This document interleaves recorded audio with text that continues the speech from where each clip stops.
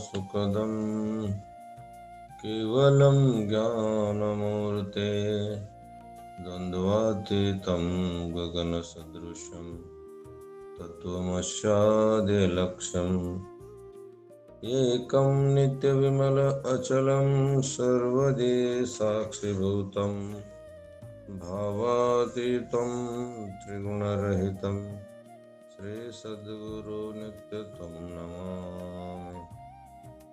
महायोगपीठे तटे भीमरत्यं वरं पुण्डलीकाय धातो मुनीन्द्रे समागततिष्ठन्तमहानन्दकन्दं परब्रह्मलिङ्गं भजे पाण्डुरङ्गाकरु प्रथम नमो दूसरे चरणा संताचिया पंचकृपादाने कथेचा विस्तारो बाबाजी सद्गुरु दास तुका गुरुर्ब्रह्मा गुरुर्विष्णु गुरुर्देवो महेश्वरा गुरुर्साक्षात् परब्रह्मा तस्मै श्री गुरवे नमः। ओम नमो ज्ञानेश्वरा तुमचा निवृत्ती उधार सोपान देवा मुक्ताबाई नमो त्रिभुवन पायने आद्यात्री जननी देवांतिये। ओम नमो सद्गुरु तुकिया ज्ञान दीपा नमो सद्गुरु सच्चिदानंद रूपा नमो सद्गुरु भक्त कल्याण मूर्ते नमो सद्गुरु भास्करा पूर्ण कीर्ति। ಪ್ರಥಮದಲ್ಲಿ ಭಗವಂತನ ಚರಣಗಳಲ್ಲಿ ಅನಂತ ನಮನವನ್ನು ಸಲ್ಲಿಸಿ ಯಾವ ಅದ್ವೈತ ಸಂಪ್ರದಾಯದ ವರಿಷ್ಠರಾಗಿರುವಂಥ ಸಮಸ್ತ ಗುರುವರ್ಯರ ಶ್ರೀಚರಣಗಳಲ್ಲಿ ಅನಂತ ನಮನವನ್ನು ಸಲ್ಲಿಸುತ್ತಾ ನಮ್ಮ ಶ್ರೀಮಠದ ಗುರುವರ್ಯರಾಗಿರುವಂಥ ಪರಮ ಪೂಜ್ಯರಲ್ಲಿಯೂ ನಮನವನ್ನು ಸಲ್ಲಿಸುತ್ತಾ ಬೆಳಗಿನ ಜಾವ ಶ್ರವಣಕ್ಕೆ ಉಪಸ್ಥಿತರಿರುವ ಎಲ್ಲ ಸಂತರೇ ಮಹಂತರೇ ತಾಯಂದಿರೇ ಸಿದ್ಧರೇ ಸಾಧಕರೇ ತಮ್ಮೆಲ್ಲರಿಗೂ ಸಹ ನಮನವನ್ನು ಸಲ್ಲಿಸಿ ನಿನ್ನೆ ದಿನ ಜ್ಞಾನೇಶ್ವರ ಮಹಾರಾಜರು ತಮ್ಮ ಗುರುವಿನ ಕೃಪಾ ಕಟಾಕ್ಷೆಯಲ್ಲಿ ವಿನಂತಿಯನ್ನು ಮಾಡ್ತಾ ಎಲ್ಲ ಸಂತ ಮಹಂತರಲ್ಲಿಯೂ ಸಹ ವಿನಯಪೂರ್ವಕ ಅರಿಕೆಯನ್ನು ಮಾಡ್ತಾ ಇನ್ನು ಜ್ಞಾನೇಶ್ವರಿ ಭಗವದ್ಗೀತೆಯ ಮೇಲೆ ತಮ್ಮ ವಿಚಾರವನ್ನು ಪ್ರಕಟ ಮಾಡಲು ಅಣಿಯಾದರು. ಆಗ ಗುರುಗಳು ಹೇಳಿದರು, ಸಾಕಪ್ಪ, ಇಷ್ಟೊಂದು ವಿನಂತಿ ಮಾಡಿದೆಯಲ್ಲ, ಇದು ಬಹಳ ಆತು, ಇನ್ನೇನು ಹೇಳ್ಬೇಕಂತ ನೀನು ಉದ್ದೇಶ ಅದ, ಅದನ್ನು ಹೇಳು ಜ್ಞಾನೇಶ್ವರ ಅಂತ ಗುರು ಕರುಣೆ, ಗುರು ಕೃಪಾ ಕಟಾಕ್ಷೆ ಇವೆಲ್ಲ ಇದ್ದು ಅಂದ್ರೆ ಮನುಷ್ಯ ಮೂಕಂ ಕರೋತಿ ವಾಚಾಲಂ. ನಾವು ಏನಾದರೂ ಮಾತು ಬರಲ್ರಿ, ನಮಗೆ ಮಾತಾಡಕ್ಕೆ ಆಗಲ್ಲ ಅಂದವರು ಏನು ಮಾಡ್ತಾರಪ್ಪ ಅಂತ ಹೇಳಿದ್ರೆ ಅವರು ಮಾತಾಡ್ಲಿಕ್ಕೆ ಪ್ರಾರಂಭ ಮಾಡ್ತಾರೆ. ಮುಖಂ ಕರೋತಿ ವಾಚಾಲಂ ಪಂಗುಂ ಲಂಘಯತೆ ಗಿರಿಂ. ಯಾರು ಹೇಳಬೈದವನು ಸಹ ಬೆಟ್ಟ ಹತ್ತಬಹುದು ಅಂತ ಸಾಮರ್ಥ್ಯ ಗುರು ನಮ್ಮನ್ನೆಲ್ಲರಿಗೆ ತೋರಿಸ್ಕೊಡ್ತಾರ. ಅದಕ್ಕಾಗಿ ಗುರುವಿನ ಮಹಿಮೆ ಬಹಳಷ್ಟು ವರ್ಣನೆ ಮಾಡಿದ್ದೀವಿ. ಇನ್ನು ಪ್ರಥಮ ಅಧ್ಯಾಯ ಓಂ ಶ್ರೀ ಪರಮಾತ್ಮನೇ ನಮಃ. ಅಥ ಶ್ರೀಮದ್ಭಗವದ್ಗೀತಾ ಪ್ರಥಮೋಧ್ಯಾಯಃ ಅರ್ಜುನ ಚಾದ ಯೋಗಃ. ಧೃತರಾಷ್ಟ್ರ ಉವಾಚ ಧರ್ಮಕ್ಷೇತ್ರೇ ಕುರುಕ್ಷೇತ್ರೇ ಸಮವೇತಾಯುಯುತ್ಸವಃ ಮಾಮಕಾಃ ಪಾಂಡವಾಶ್ಚೈವ ಕಿಮಕುರ್ವತ ಸಂಜಯ. ಯಾವ ಈ ಶ್ಲೋಕದ ತಾತ್ಪರ್ಯ ಮೌಲ್ಯ ಅವರು ತಮ್ಮ ಓವಿಯಲ್ಲಿ ಬರೀತಾರೆ. ತರಿ ಪುತ್ರ ಸ್ನೇಹಿ ಮೋಹಿತ ಧೃತರಾಷ್ಟ್ರ ಅಸೇ ಪುಸತ ಮಣೆ ಸಂಜಯ ಸಾಂಗೆ ಮಾತ ಕುರುಕ್ಷೇತ್ರೇಚಿ जे धर्मालय मणी जे तेथ पांडवा आणि माझे गेले असती व्याजे झुंजाचेने तरी तेही तुला अवसरी काय कीजत असे एरझेरी ते झुंड करी ಕಥನ ಕರಿ ಮಜ ಪ್ರತಿ.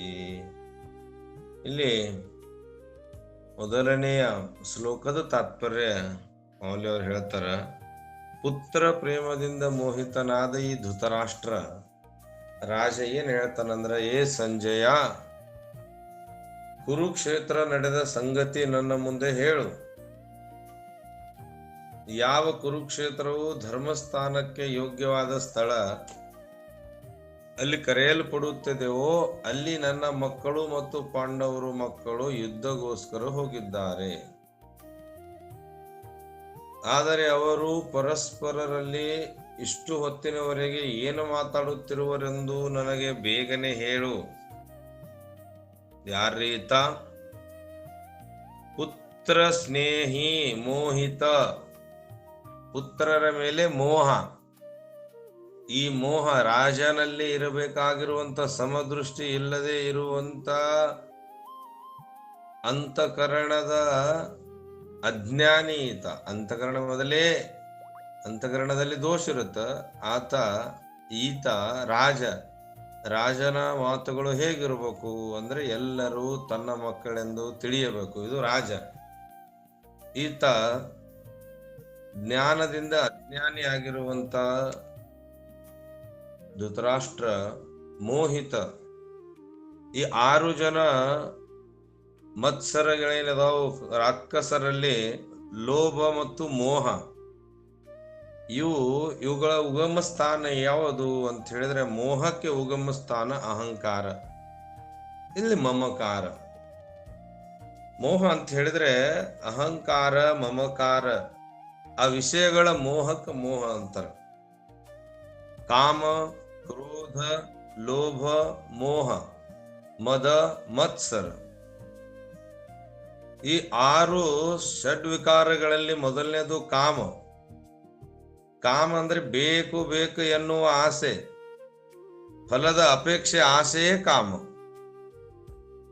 ಬೇಕು, ಇನ್ನೂ ಬೇಕು, ಬೇಕು ಬೇಕು ಎನ್ನುವಂತ ಯಾವ ಫಲದ ಅಪೇಕ್ಷೆ ಇದೆಯಲ್ಲ ಅದಕ್ಕೆ ಕಾಮ ಅಂತ ಹೇಳ್ತಾರೆ. ತದನಂತರ ಕ್ರೋಧ. ಇಷ್ಟದ ವಸ್ತು ಸಿಗದೇ ಇದ್ದರೆ ಅದು ಕ್ರೋಧ ಬರುತ್ತೆ ನೋಡ್ರಿ. ಇಷ್ಟದ ವಸ್ತು, ನಾವು ಇಷ್ಟಪಟ್ಟಿರುವಂತ ವಸ್ತು ಸಿಗದೇ ಇದ್ದರೆ ಅದು ಕ್ರೋಧ. ಲೋಭ ಅಂದ್ರೆ ಎಲ್ಲಾ ಸೌಕರ್ಯಗಳು ಇದ್ದಾಗಲೂ ಅನಾವಶ್ಯಕ ವಸ್ತುಗಳ ಬಯಕೆ ಲೋಭ. ಎಲ್ಲಾ ಸೌಕರ್ಯಗಳು ಇರ್ತವು. ಲೋಭ ಅಂದ್ರೆ ಯಾವ್ದಕ್ಕೆ ಹೇಳ್ತದಂದ್ರೆ, ಎಲ್ಲಾ ಸೌಕರ್ಯಗಳ ವಸ್ತುಗಳು ನಮ್ಮಲ್ಲಿ ಇದಾವು, ಇದ್ದಾಗಲೂ ಅನಾವಶ್ಯಕ ವಸ್ತುಗಳ ಬಯಕೆ. ಅನಾವಶ್ಯಕವಾಗಿರುವಂತ ವಸ್ತುಗಳ ಬಯಕೆಗೆ ಏನ್ ಹೇಳ್ತಾರಪ್ಪ ಅಂತ ಹೇಳಿದ್ರೆ ಲೋಭ. ಮತ್ತೆ 3ನೇದವ ಯಾರಂದ್ರೆ ಆ 4ನೇದವನೇ ಅಹಂಕಾರ. ಇಲ್ಲ ಮೋಹಿತ, ಮೋಹ. ಈ ಧೃತರಾಷ್ಟ್ರ ಮೋಹ ಅಹಂಕಾರ, ಮಮಕಾರ. ಈ ಅಹಂಕಾರ ಮತ್ತು ಮಮಕಾರ ವಿಷಯಕ್ಕೆ ಏನಂತ ಕರೀತಾರಪ್ಪ ಅಂದ್ರೆ ಮೋಹ. ಇಂಥ ಮೋಹಿ ತನ್ನ ತಮ್ಮನ ಮಕ್ಕಳು ನನ್ನ ಮಕ್ಕಳು ಅಂತ ದ್ವಂದ್ವ ಭಾವದಲ್ಲಿ ಇಲ್ಲಿ ಪ್ರಶ್ನೆ ಕೇಳ್ತಾರೆ ನೋಡ್ರಿ. ಇಲ್ಲಿಂದೇ ಪ್ರಾರಂಭ ಆತು. ಮೋಹನೇ ಇಲ್ಲಿ ಭಗವದ್ಗೀತೆಯನ್ನು ಪ್ರಾರಂಭ ಮಾಡ್ತದೆ. ಇದು ಬಹಳ ಸೂಕ್ಷ್ಮ ಇರ್ತದೆ ಮೋಹ.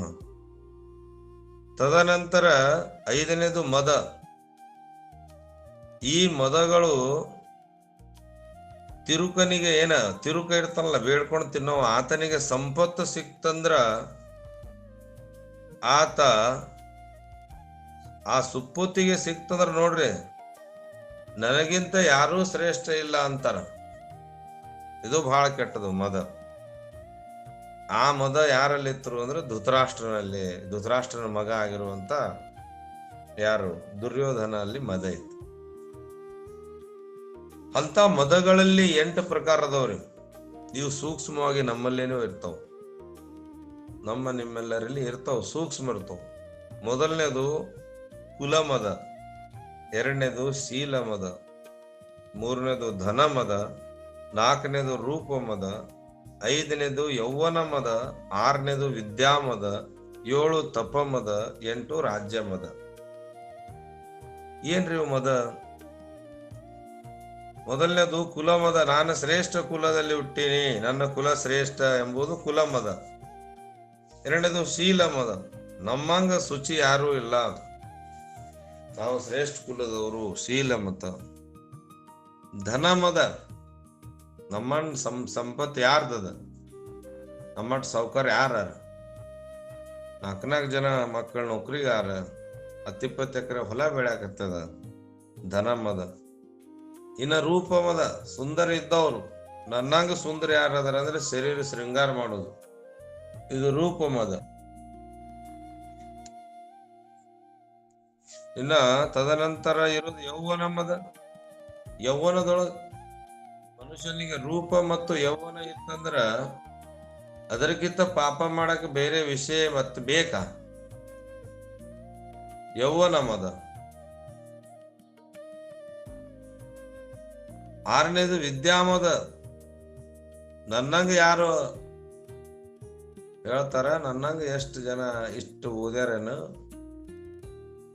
ನಾನ ಭಾರಿ ಅನ್ನುವಂಥದ್ದು ಸೂಕ್ಷ್ಮ ಇರ್ತಾವ ಒಳಗಿವು. ನಾವು ಬಹಳ ಶಾಸ್ತ್ರ ತಿಳ್ಕೊಂಡಿವಿ, ಹಂಗ ಮದ ಇರ್ತದ. ನಮಗ ಹಿಂಗ ಮಾತಾಡಕ ಬರ್ತದ, ನಾವು ಶಾಸ್ತ್ರಗಳನ್ನು ಹೇಳ್ತೀವಿ. 6 ಶಾಸ್ತ್ರ, 18 ಪುರಾಣ, 4 ವೇದಗಳು ಮುಖತ್ಗತಾಗ್ಯವು ಅಂತ ಮದ ಇರ್ತದ. ಇದಕ್ಕೆ ವಿದ್ಯಾಮದ ಅಂತಾರ. 7ನೇದು ತಪ ಮದ, ನಮ್ಮಂಗ ತಪಸ್ಸೆ ಯಾರು ಮಾಡ್ತಾರ, ನಮ್ಮಂಗ ತಪಸ್ಸೆ ಯಾರೂ ಮಾಡೋದಿಲ್ಲ ಅಂತ ತಪ ಮದ. 8ನೇದು ರಾಜ್ಯ ಮದ, ರಾಜ್ಯ, ನನ್ನ ರಾಜ ಶ್ರೇಷ್ಠ ರಾಜ ಅನ್ನುವಂತ ಮದ. ಹೀಗೆ ಇವು 6 ಮದ 8 ಮದ ಇದ್ರ ಬರೋದೇ ಮತ್ಸರ, ಹೊಟ್ಟೆ ಕಿಚ್ಚು. ಆ ಹೊಟ್ಟೆ ಕಿಚ್ಚು 6 ರಕ್ಕಸರಲ್ಲಿ, ಈ 6 ಜನ ರಕ್ಕಸರಲ್ಲಿ ಕೊನೆಯದು ಹೊಟ್ಟೆ ಕಿಚ್ಚು. ಇಂಥ ಹೊಟ್ಟೆ ಕಿಚ್ಚು ಏನಪ್ಪಾ ಅಂದ್ರ ನನ್ನಲ್ಲಿ ಇರುವ ಗುಣ ಸಂಪತ್ತು ಮತ್ತೊಬ್ಬರಲ್ಲಿ ಕಂಡು ಸಂತೋಷ ಪಡದೆ ಹೊಟ್ಟೆ ಕಿಚ್ಚು ಪಡೋದು. ನೋಡ್ರಿ, ನಮ್ಮಲ್ಲಿ ಏನಿದಾವು ಅವು ಇನ್ನೊಬ್ಬರಲ್ಲಿ ಇದ್ರೆ ಖುಷಿ ಪಡ್ಬೇಕಿಲ್ಲ. ನಮ್ಮಂಗ ಹೇಳ್ತಾರಪ್ಪ, ನಮ್ಮಂಗ ಅವರು ಏನೇ ಇರ್ಲಿ, ಅವ್ರ ಮನಿ ಕಟ್ಸ್ಲಿ, ಹೊಲ ಹಿಡಿಲಿ, ಕೀರ್ತನೆ ಹೇಳಿ, ಪ್ರವಚನ ಹೇಳಿ, ಏನೇ ಹೇಳಿ, ಯಾರೋ ಹೇಳ್ತಾರೆ, ಎಷ್ಟು ಬಂದಟ್ಟು ಹೇಳ್ತಾರೆ, ಹೇಳಪ್ಪ ಅಂತವ್ರನ್ನ ಖುಷಿ ಪಡೋದು ಬಿಟ್ಟು ಹೊಟ್ಟೆ ಉರಿಸ್ಕೊಳ್ಳೋದು. ಇಂಥ ದುರ್ಗುಣಗಳ ಇದ್ದವರಲ್ಲಿ ನಾವ್ ಏನ್ರ ಗುರು ಅಂತ ಮಾಡ್ಕೊಂಡೇವಂದ್ರ ನಮಗೂ ಇಂಥವ ಗುಣಗಳು ಬರ್ತಾವ. ಅದಕ್ಕಿಲ್ಲಿ ಧೃತರಾಷ್ಟ್ರ ಇಂಥ ರಾಜ ಇದ್ದ, ಮೋಹಿತ ಸರಿ ಪುತ್ರ ಸ್ನೇಹಿ ಮೋಹಿ, ಸರಿ ಪುತ್ರ ಸ್ನೇಹಿ ಮೋಹಿ ಧೃತರಾಷ್ಟ್ರ ಅಸೇ ಪುಸತ, ಹಿಂಗ ಕೇಳ್ತಾನ. ಈ ಮೋಹಿ ಆಗಿರುವಂತ ರಾಜ, ಇಲ್ಲಿ ಮೋಹ ಅಂದ್ರ ಅಹಂಕಾರ, ಮಮಕಾರದಿಂದ 6 ಷಡ್ವಿಕಾರಗಳ ಯುಕ್ತನಾಗಿರುವಂತ ರಾಜ. ನನ್ನವರು ಮತ್ತು ನನ್ನ ತಮ್ಮನ ಮಕ್ಕಳು, ನೋಡ್ರಿ, ನನ್ನವರು ಮತ್ತು ನನ್ನ ಮಕ್ಕಳು, ನನ್ನ ಮಕ್ಕಳು ಅಂತ ಹೇಳ್ತಾನೆ. ನನ್ನ ಮತ್ತು ನಾನು, ಇವೆಲ್ಲಾ ಬಿಟ್ಟು ಹೋಗ್ಲಿಕ್ಕನೆ ಇಷ್ಟೊಂದು ಪ್ರಯತ್ನ ಪಡ್ಬೇಕು ಸಂತರು. ಶಾಸ್ತ್ರ, ಈ ಶಾಸ್ತ್ರ ಏನ್ ಮಾಡ್ತದ್ರಿ, ನಮಗೆ ತಿಳಿಯದ ವಿಷಯವನ್ನು ತಿಳಿಸುವುದೇ ಶಾಸ್ತ್ರ ಏನ್ರಿ. ನಮಗೆ ತಿಳಿಯದ ವಿಷಯನ್ನು ತಿಳಿಸ್ತದ ಶಾಸ್ತ್ರ, ನಮಗ್ ತಿಳಿಯಲ್ಲದು ಅಂತ ತಿಳಿದೇ ಇರುವಂತ ವಿಷಯನ್ನ ತಿಳಿಸಿ, ಈಗೇನು ನಾನು ನೀನು ಅನ್ನೋದು ಇದೆಯಲ್ಲಪ್ಪ, ಇದು ನೀನಲ್ಲ ಅನ್ನೋದನ್ನ ವಿವೇಕ ಜಾಗೃತ ಮಾಡುತ್ತದ.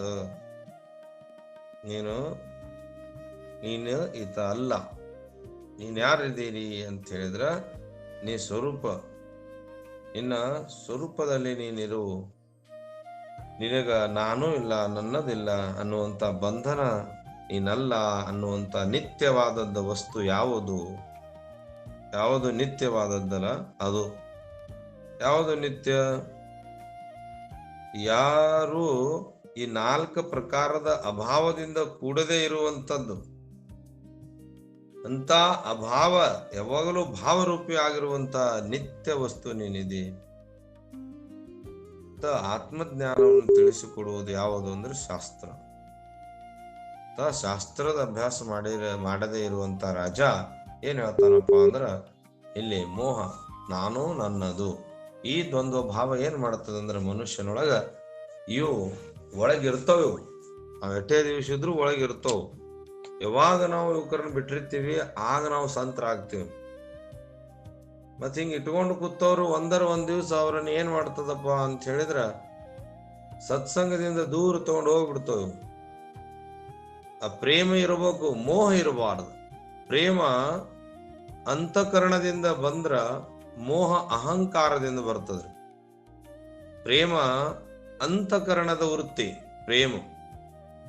ಪ್ರೇಮ ಅಂದ್ರ ಅಂತಃಕರಣದ ವೃತ್ತಿ, ಮೋಹ ಅನ್ನೋದು ಅಹಂಕಾರದ ವೃತ್ತಿ. ಇದು ಅಹಂಕಾರದಿಂದ ರಾಜ ಧೃತರಾಷ್ಟ್ರ ಈ ತರ ತನ್ನ ಮಕ್ಕಳು ನನ್ನ ಪಾಂಡವರ ಮಕ್ಕಳು ಅನ್ನುವಂತ ಮಾತನ್ನ ಹೇಳ್ತಾನೆ. ಆಗ ನೋಡ್ರಿ ಮನುಷ್ಯನೊಳಗ ಇದು ಪ್ರಾರಂಭ ಆಗ್ತದ. ಯಾವಾಗ ಪ್ರಾರಂಭ ಆಗ್ತದಂದ್ರ ಈ ನನ್ನವರು ಮತ್ತು ನಾನು ಅಂದಾಗನೆ ಏನಾಗ್ತದ ಅಂತ ಹೇಳಿದ್ರ ಅಲ್ಲಿ ಗೊಂದಲ ಪ್ರಾರಂಭ ಆಗ್ತವ. ಇದಕ್ಕಾಗಿ ಮನುಷ್ಯ ಈ ನಾ ಅನ್ನೋದು ಬಿಡ್ಬೇಕಂದ್ರ ಹೆಂಗ ಬಿಡ್ತಾನ್ರಿ? ನಾ ಒಬ್ಬ ಮುದುಕಿ ಮನ್ಯಾಗ ಸತ್ತಿರುವಂತ ಬೆಕ್ಕನ್ನ ಏನೋ ಸಣ್ಣ ಯಾವುದೋ ಒಂದು ಸಾಧನದಲ್ಲಿ ತಗೊಂಡು ಹೋಗಿ ಒಗ್ಯಾಕ ಹೋದಳು. ಒಗ್ಯಾಕ ಹೋಗಿ ಬರುದ್ರೊಳಗ ಹಿತ್ತಲ ಭಾಗ ತೆಗೆದು ಹೋಗಿದ್ಳು. ಆಕೆ ಬರುದ್ರೊಳಗ ಅಲ್ಲಿ ಏನಾಗಿತ್ತಪ್ಪ ಅಂತ ಹೇಳಿದ್ರ ಆನೆ ಸತ್ತು ಬಿದ್ದಿತ್ತು. ಇನ್ನು ಆನೆ ಸತ್ತು ಬಿದ್ದದಂದ್ರ ಅಂತ ಆನೆನ ಹೊರಗೆ ಹೋಗ್ಬೇಕಂದ್ರ ಒಬ್ಬಾಕಿನಂತೂ ಆಗುದಿಲ್ಲ. ಈಗ ಆನೆ ಒಗಿಲಾಕ ಏನ್ ಬೇಕ್ರಿ ಅಂತ ಹೇಳಿ ಇನ್ನೊಬ್ರು ಬೇಕಾಗ್ತಾರಲ್ಲಿ. ಈ ಆನೆ ಒಬ್ಬಕ್ಕಿಗಂತೂ ಒಗಿಲಿಕ್ಕೆ ಆಗಲ್ಲದು, ಇನ್ನೊಬ್ರು ಬೇಕಾಗ್ತಾರ. ಇನ್ನೊಬ್ರು ಯಾರು ಅಂತ ಹೇಳಿದ್ರೆ ಅಲ್ಲಿ ಸ್ತ್ರೀ ಗುರು ಸಂತರು. ಅಂದ್ರೆ ಇದ್ರ ತಾತ್ಪರ್ಯ ಯಾವುದು? ನಾ ಅನ್ನೋದು ಬೆಕ್ಕಿನಟ್ಟ ಹೊಲಸಿದ್ರ ಈ ನನ್ನದು ಅನ್ನೋದು ಆನೆ ಸತ್ತಷ್ಟು ಅಂತ ದೊಡ್ಡವಾದ ವಸ್ತು. ಅದಕ್ಕಾಗಿ ನಾನು ನನ್ನದು. ಅವ್ರು ಹೇಳ್ತಾರೆ ಪುತ್ರ ಸ್ನೇಹಿ ಮೋಹಿತರ ಧೃತರಾಷ್ಟ್ರ ಹೇಳ್ತಾರ, ನನ್ನ ಮಕ್ಕಳು ಈ ಮಮತಾ ಐತೆ ಅವನ್ ಬಲ್ಲಿ. ಈ ಮಮತಾ ಮಮಕಾರ ಅದಲ್ಲ, ಇವು ಪ್ರಶ್ನೆ ಮಾಡಿಸ್ತಾವ. ಮಮಕಾರ ಎಲ್ಲಾ ಕಡೆ ಅದಾವ್ರು. ಇವತ್ತು ಎಲ್ಲಾರ ಮನಸ್ಸಿನೊಳಗೆ ಇರ್ತಾವ ಅಂತ ಮೋಹಿತ. ಅಲ್ಲಿ ಧರ್ಮಕ್ಷೇತ್ರ ಯಾರು ಮಾಡಿದ್ರಲ್ಲಿ? ಧರ್ಮಕ್ಷೇತ್ರ ಶಮಂತಕ ಪಂಚಕ ಅಂತ ಹೇಳಿ ಪರಶುರಾಮರು ಹಿಂದ 5 ಶಮಂತ ಅಲ್ಲಿ ಸುಮಾರು 5-6 ಸರೋವರಗಳನ್ನು ಸೃಷ್ಟಿ ಮಾಡಿರ್ತಾರೆ ಹಿಂದ ಪರಶುರಾಮರು. ಆಗ ಕುರು ಅನ್ನುವಂತ ರಾಜ ಅಲ್ಲಿ ಕುರುಕ್ಷೇತ್ರ, ಕುರು ಆ ರಾಜ ಅಲ್ಲಿ ಋಷಿ ಮುನಿಗಳು ಸಿದ್ಧರು ಸಾಧಕರು ತಪಸ್ಸೆ ಮಾಡುವಂತ ಜಾಗ ಅದು ಕುರುಕ್ಷೇತ್ರ. ಅಂದ್ರೆ ಪವಿತ್ರ ಜಾಗ. ಅಪವಿತ್ರ ಜಾಗದಲ್ಲಿ ಯುದ್ಧ ಯಜ್ಞ ಇಟ್ಟಿರ್ತಾರೆ. ಈ ಮಹಾಯಜ್ಞ ಏನ್ ಯಜ್ಞ ಅದಲ್ಲ, ಇದನ್ನ ಪವಿತ್ರ ಜಾಗಕ್ಕ ಭಗವಂತ ಅಣಿ ಮಾಡಿರ್ತಾನೆ. ಇದಕ್ಕಾಗಿ ಇಂಥ ಮೋಹಿತ ಮನುಷ್ಯ ಏನ್ ಮಾಡ್ತಾನಪ್ಪ ಅಂದ್ರ ಅಂತರಂಗದಲ್ಲಿ ದೋಷವುಳ್ಳವನಾಗಿ ವಿವೇಕ ಶೂನ್ಯನಾಗಿರುವಂತ ಮನುಷ್ಯನ ಮಾತುಗಳು ಈ ತರ ಜಗತ್ತಿಗೆ ಘಾತಕವಾಗಿರುವಂತ ಮಾತುಗಳಾಗ್ತವು. ಯಾವಾಗ ಮನುಷ್ಯನಲ್ಲಿ ನನ್ನವರು ತಮ್ಮವರು ನಾನು ನನ್ನದು ಅನ್ನೋದಿರ್ತದ, ಆಗ ಎಲ್ಲಾ ಸಂಬಂಧಗಳು ಬಿಟ್ಟು ಹೋಗ್ತಾವ. ಇಲ್ಲಿ ಪ್ರೇಮ ಇಲ್ಲ, ಮೋಹ ಅದ. ಮೋಹ ಇರುವುದರಿಂದ ಮೌಲ್ಯ ಅವರು ಹೇಳ್ತಾರ, ಪುತ್ರ ಸ್ನೇಹಿ ಮೋಹಿತ ಧೃತರಾಷ್ಟ್ರ ಅಸೆ ಪೂಸತ್ತ. ಏನ್ ಕೇಳ್ತಾನ? ಜೇ ಧರ್ಮಾಲಯ ಮಣಿಜೆ, ಅಲ್ಲಿ ಧರ್ಮದ ಕಾರ್ಯ ನಡೀತಿದೆ. ಅಂತ ಧರ್ಮ ಏನ್ರಿ ಧರ್ಮದ ಕಾರ್ಯ? ವಿದ್ಯೆ ಅಂದ್ರೆ ಧರ್ಮದ ಕಾರ್ಯ, ಅದು ಧರ್ಮದ ವಿದ್ಯೆನೇ ಅದು. ಯಾಕಂತ ಹೇಳಿದ್ರ ಧರ್ಮದಿಂದ ಬಹಳ ಸಲ ಕೇಳಿದ್ರ ಆತನಿಗೆ, ಯಾರಿಗೆ? ದುರ್ಯೋಧನನಿಗೆ 5 ಊರರು ಬಿಟ್ಟು ಕೊಡೋ ಅಂದ್ರು, ಒಪ್ಪಲಿಲ್ಲ. ಆ ಅಪಮಾನ ಮಾಡಿದ ಸ್ತ್ರೀಯ ಆಗಿರುವಂತ ದ್ರೌಪದಿಯಲ್ಲಿ ಕ್ಷಮಾ ಕೇಳಂದ್ರು, ಅದನ್ನು ಮಾಡ್ಲಿಲ್ಲ. ಅಣ್ಣನ ಪತ್ನಿ ನಮಗೆ ಅತ್ತಿಗೆ ನಮ್ಮ ಅವ್ವ ಇದ್ದಂಗ, ಆಕಿಗೆ ಕ್ಷಮಾ ಕೇಳಂದ್ರು, ಕೇಳಿಲ್ಲ ಆತ. ನೋಡ್ರಿ ಎಷ್ಟು ಅಹಂಕಾರ. ಯಾರು ಸಮರ್ಥರಾಗಿರುವಂತ ಸದ್ಗುರು ಪರಮಾತ್ಮ ಹೇಳಿಕ್ ಹೊರಟ, ಆತನಿಗೆ ಬಂಧನ ಮಾಡ್ಲಿಕ್ಕೆ ಬಂದ ದುರ್ಯೋಧನ. ಆಗ ಯುದ್ಧ ಅನಿವಾರ್ಯವಾತು. ಆಗ ಬರ್ರಿ ರಣರಂಗಕ್ಕೆ ಬರ್ರಿ ಅಂತ ಕರೆದ್ರು. ಇದು ಧರ್ಮದ ಯುದ್ಧ. ಯಾಕಂತ ಹೇಳಿದ್ರೆ ಅಂತವ್ರು ಇದ್ದಿದ್ರ ಇನ್ನೂ ನಮ್ಮ ಜೀವನ ಬಹಳ ಕಷ್ಟ ಇರ್ತೈತೆ. ಅದಕ್ಕಾಗಿ ಸುಮಾರು ನಾವು 5,000-6,000 ವರ್ಷಗಳಿಂದ ನೆಮ್ಮದಿಯಾಗಿ ಜೀವನ ಮಾಡ್ತಾ ಇದ್ದೇವೆ. ಅವ್ರದೇ ಮನೆ ಕಸುಕೊಂಡು ಅವರನ್ನ 12 ವರ್ಷ ವನವಾಸಕ್ಕ ತೂಕಿ ಮತ್ತ ಬಂದ್ರಾಗ ಮತ್ತ ಅವರನ್ನ ಏನ್ರ ತಪ್ಪು ಹೊರಿಸಿ ಮತ್ತ ಅವರಿಗೆ ಇಷ್ಟೆಲ್ಲಾ ತೊಂದರೆ ಕೊಟ್ಟು ಅವ್ರ ಮನಿ ಅವ್ರಿಗೆ ಬಿಟ್ಟು ಕೊಡ್ಲಾರ್ದ, ಅವ್ರ ಆಸ್ತಿ ಅವ್ರಿಗೆ ಬಿಟ್ಟು ಕೊಡ್ಲಾರ್ದ ಏನ್ ಮಾಡಿದ್ರು? ಅವ್ರ ಜೊತೆ ಯುದ್ಧಕ್ಕೆ ನಿಂತರು. ರಾಜ ಇದ್ದವ ಏನ್ ಹೇಳ್ಬೇಕ್ರಿ? ಅವ್ರಿಗೆ ಕೊಟ್ಟು ಬಿಡಪ್ಪ ಅನ್ನೋದನ್ನು ಬಿಟ್ಟು ರಾಜ ಕುತ್ಕೊಂಡು ಜಗಳ ಹಚ್ಚದ. ರಾಜ ಮೋಹ ಇತ್ತಲ್ಲ, ಈ ಮೋಹ ಜಗಳಕ್ಕೆ ಕಾರಣ ಆಗ್ತದ. ಮೋಹ ಏನ್ ಮಾಡ್ತದ್ರಿ ಅಂದ್ರೆ ಜಗಳ ಕಾರಣ ಆಗ್ತದ್ರಿ. ಅದಕ್ಕೆ ಈ ಗೀತಾ, ಪ್ರಕ್ರಿಯೆ ಗೀತಾ ನಿಮ್ಮನ್ನ ನಿರ್ಮೋಹ ಮಾಡಕ್ ಹೋಗ್ತದ. ನಿರ್ಮೋಹ ಆ ಮೋಹಗಳಿದ್ರ ಅಲ್ಲಿ ಏನಾಗ್ತದ? ಬಂಧನದ, ಜನನ ಮರಣದ. ಯಾವಾಗ ನೀವು ಗೀತಾ ಈ ತ್ಯಾಗವನ್ನ ಮಾಡ್ತೀರಿ, ಆಗ ಜನ್ಮ ಮರಣ ರಹಿತರಾಗುತ್ತೀರಿ. ಹಾಗಾಗಿ ಧೃತರಾಷ್ಟ್ರ ತನ್ನ ಮಕ್ಕಳನ್ನ ಈ ತರ ಕೇಳ್ತಾನ. ಆಗ ನಮ್ಮೆಲ್ಲರಲ್ಲಿ ಇರುವುದು 6 ವಿಕಾರಗಳು. ಈ ವಿಕಾರಗಳ ಬಗ್ಗೆ ನಮಗೆ ಪರಿಚಯ ಇರಬೇಕು. ನಮ್ಮನ್ನು ಬೇರೆಯವರು ಯಾರೂ ತೊಂದರೆ ಕೊಟ್ಟಿಲ್ಲ. ನಮ್ಮೊಳಿರುವಂತ 6 ವಿಕಾರ, ಸಾ ವಿಕಾರಗಳನ್ನು ಯಾರು ದಿನಂಪ್ರತಿ ತೊಳಿತೀರಿ ಅವರು ಸಾಧು. ಕಾಮ, ಕ್ರೋಧ, ಲೋಭ, ಮೋಹ, ಮದ, ಮತ್ಸರ, ಈ 6 ವಿಕಾರಗಳನ್ನ ನಿತ್ಯದಲ್ಲಿ ಯಾರು ತೊಳಿತಾರಲ್ಲ ಅವರು ಸಾಧು ಆಗ್ತಾರ, ಅವರು ಸಂತರಾಗ್ತಾರ, ಅವರು ಶರಣರಾಗ್ತಾರ. ಅಂತ ಶರಣರ ಸಂತರ ಇದ್ರೆ ಅವ್ರ ಅಕ್ಕಪಕ್ಕದವರು ಹಂಗ ಆನಂದವಾಗಿರ್ತಾರ. ಶರಣರ ಸಂತರ ಬಾಯಿ ಒಳಗ ನನ್ನವರು, ಅವರು, ಇವರು ಇವೆಲ್ಲ ಬರಬಾರದು. ಹೆಂಗ್ ಬರ್ಬೇಕ್ರಿ ಅಂದ್ರೆ ಪ್ರೇಮ್, ಕೇವಲ ಪ್ರೇಮ್. ಭಕ್ತಿ ಪ್ರೇಮ ವಿನ ಜ್ಞಾನ ನಕೋ ದೇವಾ, ಅಭಿಮಾನ ನಿತ್ಯ ನವತಯಾ ಮಾಜ, ಪ್ರೇಮ ಸುಖ ದೇ ಪ್ರೇಮ ವಿನ ನಾಹಿ ಸಮಾಧಾನ, ಸುಖ ದೇ ಪ್ರೇಮ ಸುಖ ದೇ. ಪ್ರೇಮ ಸುಖ ಮನುಷ್ಯನಿಗೆ ಪ್ರೇಮ ಬಹಳ ದೊಡ್ಡದ್ರಿ. ಅಂತ ಪ್ರೇಮ ಯಾರು ಇರ್ತಾರಲ್ಲ ಅವರು ಸಂತರು, ಶರಣರು. ಅವರು 6 ವಿಕಾರ ರಹಿತರಿರ್ತಾನೆ. ನಮ್ಮ ಇಡೀ ಜೀವನದೊಳಗ ನಾವು ಎಷ್ಟೇ ಪುಸ್ತಕ ಅಭ್ಯಾಸ ಮಾಡಿದ್ರು, ಎಷ್ಟೇ ಶಾಸ್ತ್ರ ಕಲಿತರು, ಪ್ರೇಮ ಇರಬೇಕು. ಪ್ರೇಮದಿಂದ ನಾವು ಒಬ್ರು ಇನ್ನೊಬ್ಬರ ಜೊತೆಗೆ ಏನ್ ಮಾಡ್ಬೇಕ್ರಿ ಅಂದ್ರೆ ಪ್ರೇಮ ಮಾಡ್ಬೇಕು. ಆಗ ಮನುಷ್ಯನಲ್ಲಿ ಏನಿರ್ತದ? ಪ್ರೇಮ ಭಕ್ತಿ ವಿನ ಜ್ಞಾನ ನಕೋ ದೇವ. ಈ ಕೆಲವೊಬ್ರು ಬರೇ ಜ್ಞಾನ ಏನಾಗ್ತದ್ರಿ? ಜ್ಞಾನ ಅಭಿಮಾನ ಕಾರಣ ಆಗ್ತದ. ಮನುಷ್ಯ ಜ್ಞಾನದ ಪುಸ್ತಕ ಕಂಠಪಾಠ ಮಾಡಿಬಿಟ್ಟ ಅಂದ್ರೆ ಅಭಿಮಾನ. ಆ ಅಭಿಮಾನ ಏನ್ ಮಾಡ್ತದ ಅಂತ ಹೇಳಿದ್ರ, ಅಲ್ಲಿ ಅಭಿಮಾನದಿಂದ ಮನುಷ್ಯನಲ್ಲಿ ಅಜ್ಞಾನ ವೃತ್ತಿ ಆಗ್ತದೆ. ಯಾವ ಜ್ಞಾನಕ್ಕಾಗಿ ಮಾಡಿದ್ದ ಅದು ಹೊಳ್ಳಿ ಅಜ್ಞಾನ ಆಗ್ತದೆ. ಅದಕ್ಕಾಗಿ ಪ್ರೇಮ ಬಹಳ ಮುಖ್ಯ. ಗೌತಮ್ ಬುದ್ಧರು ಎದುರಿಗೆ ಒಬ್ರು ಬಂದ್ರತ್ತ, ನಾನು ನಿಮ್ ಜೊತೆ ಶಾಸ್ತ್ರಾರ್ಥ ಮಾಡ್ತೇನೆ ಅಂದ್ರಂತ. ಶಾಸ್ತ್ರಾರ್ಥ ಮಾಡ್ಬೇಕ್ರಿ, ನಿಮ್ಮ ಜೊತೆಗೆ ನಾನು ಶಾಸ್ತ್ರಾರ್ಥ ಮಾಡ್ಬೇಕು. ಇಡೀ ಭಾರತ ದೇಶದೊಳಗ ನನ್ನಾಟ ಶಾಸ್ತ್ರಾರ್ಥ ಯಾರು ಕಲ್ತಿಲ್ಲ, ಅದಕ್ಕೆ ನಿಮ್ಮ ಜೊತೆಗೆ ನಾನು ಶಾಸ್ತ್ರಾರ್ಥ ಮಾಡ್ಬೇಕಂದ್ರಂತ. ಗೌತಮ್ ಬುದ್ಧರು ಅಂದ್ರು, ಸರಿಯಪ್ಪ, ಈಗ ಎಷ್ಟು ಮಾಡಿ ನೋಡಿ, ಇಷ್ಟು ಶಾಸ್ತ್ರಾರ್ಥ ಪತ್ರ ಅದಾವ ನನ್ನ ಕಡೆ, ಇಟ್ಟೆಲ್ಲಾ ಪತ್ರ ಎಲ್ಲಾರು ನನಗ ವಿಜಯ ಅಂತ ಘೋಷಣೆ ಮಾಡಿ ಕೊಟ್ಟಾರ, ಇನ್ನು ನೀವು ಒಬ್ರು ಉಳಿದಿರಿ, ನಿಮ್ಮ ಜೊತೆ ಶಾಸ್ತ್ರಾರ್ಥ ಮಾಡ್ಬೇಕು ನಾನು. ಸರಿಯಪ್ಪ, ಒಂದ್ ಕೆಲಸ ಮಾಡೋಮಂದ್ರು. ಹೇಳ್ರಿ, ಏನ್ ಕೆಲಸ? ನೀವು ಆ ಗಿಡದ ಕೆಳಗೆ ಕೂಡ್ರಿ, ನಾನು ಈ ಗಿಡದ ಕೆಳಗೆ ಕೂಡ್ತೀನಿ, 12 ದಿವಸ ಕೂತ ಮೇಲೆ ಆಮೇಲೆ ಶಾಸ್ತ್ರಾರ್ಥ ಮಾಡೋಮಂದ್ರಂತ. 12 ದಿನ ನೀವು ಅಲ್ಲಿ ಕೂಡ್ರಿ, ನಾನು ಇಲ್ಲಿ ಕೂಡ್ತೀನಿ. ಗಿಡ ತೋರಿಸಿದ್ರು. ಈ ಮನುಷ್ಯ ಮತ್ತೆ ಶಾಸ್ತ್ರಾರ್ಥ ಮಾಡಕ್ಕೆ ಬಂದಿದ್ರಲ್ಲ, ಸರಿ ಅಂತೇಳಿ ಕುತ್ಕೊಂಡ್ಬಿಟ್ರು. ಈತನಿಗೆ ಕೂಡುವ ಅಭ್ಯಾಸ ಇಲ್ಲ. ಕೂತ 1-2 ತಾಸು ಕೂತ್ ಹಿಂಗ್ ಕಣ್ ತಗದ್ ನೋಡ್ತಾನ. ಆತ ಗಪ್ಪ ಕೂತಾನ.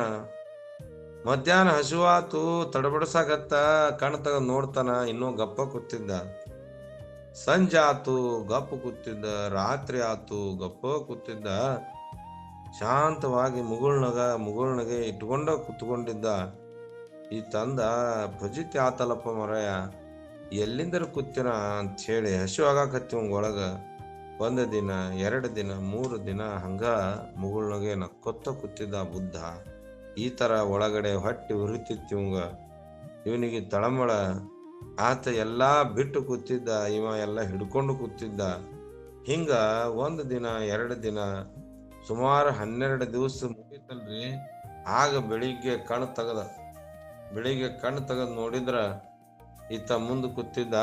ನಕ್ಕೋತ್ ಹೇಳ್ದ, ಹೇಳಪ್ಪ, ಈಗ ನಾವು ಶಾಸ್ತ್ರಾರ್ಥ ಮಾಡೋಮ ಅಂತ ಹೇಳಿದ್ರ ಬುದ್ಧರು. ಹಾಗೆ ಈತ ಅಂತನ, ಎಲ್ಲೇ ಶಾಸ್ತ್ರಾರ್ಥಿಯಪ್ಪ, ಈ ಎಲ್ಲಾ ಪ್ರಶಸ್ತಿಗಳು ನೀನು ಪಾದಕ್ಕೆ ಹಾಕ್ತೀನಿ ಅಂತ ಹೇಳಿ ಅವ್ ಪ್ರಶಸ್ತಿ ಅಲ್ಲೇ ಹೋಗುದು. ಬುದ್ಧನ ಶಿಷ್ಯನಾದನಂತ ಹೇಳು ತಾತ್ಪರ್ಯ ಹೆಂಗಿರ್ತದ ಅಂತ ಹೇಳಿದ್ರೆ, ನಾವು ಸುಮ್ಮ ಇರುವುದು ಸಹ ಎಲ್ಲಾ ತಿಳ್ಕೊಂಡಂಗ. ಬುದ್ಧ ಅಂತ ಹೇಳಿದ್ರೆ ಸಮಾಧಿ ಸಂಜೀವನ ಹರಿಪಾಠ.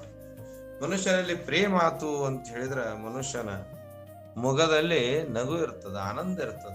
ಎಲ್ಲರನ್ನ ತನ್ನಂತೆ ತಿಳ್ಕೊತಾನ. ಆ ಎಲ್ಲರನ್ನ ತನ್ನಂತೆ ತಿಳಿಯವ. ಶ್ರೋತ್ರತ್ವ ಮತ್ತು ಬ್ರಹ್ಮನಿಷ್ಠ ಎರಡೂ ಇರ್ಬೇಕು ಅನ್ಬಲ್ಲಿ. ಬರೀ ಶಾಸ್ತ್ರ ಓದಿದ್ರ ಬ್ರಹ್ಮನಿಷ್ಠ ಇರ್ಲಿಕ್ಕಂದ್ರ, ತನ್ನಂಗ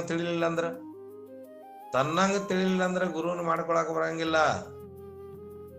ಗುರು ಹೆಂಗಿರ್ಬೇಕಪ್ಪ ಅಂದ್ರ ತನ್ನಂತೆ ತಿಳಿಬೇಕು ಎಲ್ಲರನ್ನ. ಆತ ಏನ್ ಹೇಳ್ತಾನ ಅವನ್ಗೆ ಏನ್ ಬರ್ತದ, ಮನಿ ಹುಡುಗ ಹಂಗ ಹಿಂಗ ಜರ ನಾವು ಮಾತಾಡಿದೇವಂದ್ರ ನಂಬಲ್ಲಿ ಬ್ರಹ್ಮನಿಷ್ಠ ಇಲ್ಲ ಅಂತ. ಅದಕ್ಕಾಗಿ ಬ್ರಹ್ಮನಿಷ್ಠ ಮತ್ತು ಶ್ರೋತ್ರತ್ವ ಇಲ್ಲದಂತ ಈ ಮನುಷ್ಯ ಧೃತರಾಷ್ಟ್ರ ನನ್ನವರು ಮತ್ತು ಪಾಂಡುವಿನ ಮಕ್ಕಳು ಅಂತ ಹೇಳಿ ಅಬೋಧ ಮಾಡಿ ಆ ಗೊಂದಲವನ್ನು ಸೃಷ್ಟಿ ಮಾಡ್ತಾನ. ಆ ಗೊಂದಲದಿಂದ ಭಗವದ್ಗೀತೆ ಪ್ರಾರಂಭ ಆಗ್ತದ. ಅದಕ್ಕೆ ನಿಮ್ಮೆಲ್ಲರ ಮನಸ್ಸಿನೊಳಗ ಈ 6 ವಿಕಾರಗಳ ಇಲ್ಲದೆ ನಾವ್ ಹೆಂಗಿರ್ಬೇಕಪ್ಪ ಅಂತ ಹೇಳಿದ್ರೆ, ಅದು ಪ್ರೇಮಮಯನಾಗಿರ್ಬೇಕು ಜಗತ್ತು. ಇಲ್ಲಿ ದ್ವಂದ್ವ ಮಾತನಾಡದೆ ಎಲ್ಲರೂ ನಮ್ಮವ್ರ. ಏನದಪ್ಪ ಅಂತ ಹೇಳಿದ್ರೆ, ನಮಗ್ ಬೇಕಾಗಿದ್ದು ಜ್ಞಾನ. ನಮಗೆ ಏನ್ ಬೇಕಾಗಿದ್ರಿ? ಎಲ್ಲರಿಗೆ ಜ್ಞಾನಗೋಸ್ಕರ ಬಡದಾಡಬೇಕು. ಆ ಜ್ಞಾನವನ್ನು ಬಿಟ್ಟು ನಾವು ಅಜ್ಞಾನದಲ್ಲಿ ಹಾದೇವಂದ್ರೆ ಜ್ಞಾನ ಸಿಗುವುದಿಲ್ಲ. ಅದಕ್ಕಾಗಿ ಮೌಲ್ಯ ಅವರು ಪ್ರಾರಂಭ ಮಾಡ್ತಾರ. ಈ ಮನುಷ್ಯ ಏನಂದ, ತರಿಪುತ್ರ ಸ್ನೇಹಿ ಮೋಹಿತ ಧೃತರಾಷ್ಟ್ರ ಅಸೆ ಪುಸುತ ಮಣೆ ಸಂಜಯ ಸಾಂಗೆ ಮಾತ ಕುರುಕ್ಷೇತ್ರ ಜೆ ಧರ್ಮಾಲಯ ಮಣಿಜೆ ತೇತ ಪಾಂಡವ ಅಣಿ ಮಾಜೆ ಗೆಲೆ ಅಸತಿ ವ್ಯಾಜೆ ಜುಂಜೆ ಆಚೇನೆ ಅನ್ನುವಂತ ಈ ವಿಚಾರಗಳನ್ನ ಧೃತರಾಷ್ಟ್ರ ತನ್ನ ಮಂತ್ರಿ ಆಗಿರುವಂತ ಸಂಜಯನಿಗೆ, ದೂರದೃಷ್ಟಿ ಶಕ್ತಿ ಉಳ್ಳಂತ ಸಂಜಯ ಆತನಿಗೆ ಇನ್ನು ಮುಂದೆಲ್ಲ ವಿಷಯಗಳನ್ನ ಹೇಳ್ತಾ ಹೋಗ್ತಾರೆ. ಅದಕ್ಕೆ ನಾವು ನೀವುಗಳೆಲ್ಲ ಶ್ರವಣ ಮಾಡ್ತಾ ಹೋಗೋಣ. ಮೌಲ್ಯ ಅವರು ತಮ್ಮದೇ ಚತುರತೆ, ಬುದ್ಧಿ ಚತುರತೆಯಿಂದ ಆ ಶ್ಲೋಕದ ಪರಿಶ್ಲೋಕವನ್ನು ಬರೆದಾರ. ಅದರ ಮುಂದಿನ ವಿಷಯಗಳಲ್ಲಿ ಏನೇನು ನುಡಿಸ್ತಾರ ಅಂತ ವಿಷಯ ನಾವು ನೀವು ಚಿಂತನೆ ಮಾಡ್ತಾ ಹೋಗೋಣ ಅನ್ನೋತ ನುಡಿಸಿರುವಂತ ವಿಷಯ ಕೃಷ್ಣಾರ್ಪಣ ಭಗವಂತನಿಗೆ ಅರ್ಪಣೆ ಮಾಡಿ ಜ್ಞಾನೇಶ್ವರ ಶ್ರೀ ಚರಣಗಳಿಗೂ ಅರ್ಪಣೆ ಮಾಡಿ ತಮ್ಮೆಲ್ಲರಿಗೂ ಶರಣ ಶರಣಾರ್ಥಿ ರಾಮಕೃಷ್ಣ.